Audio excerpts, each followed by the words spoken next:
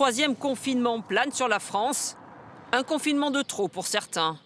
J'en ai marre, quoi, clairement. On travaille et on rentre à la maison, et puis on travaille et puis on rentre à la maison, mais il n'y a plus de vie autour de ça, quoi. Je trouve que le remède est pire que le mal quand je vois les désastres que ça produit. Une hypothèse de mise sous cloche, peu réjouissante pour les étudiants.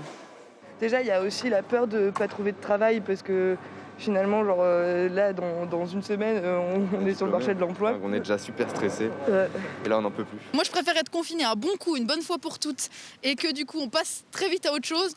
Pour ces chauffeurs de taxi, le poids des charges plombe leur compte en banque autant que leur morale.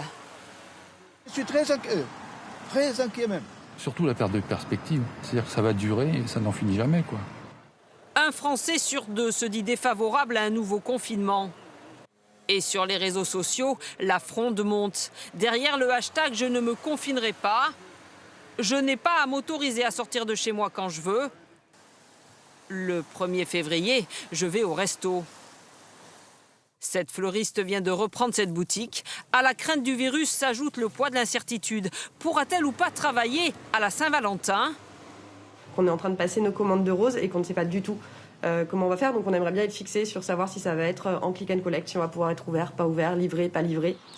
Un œil sur l'épidémie, l'autre sur le moral des Français.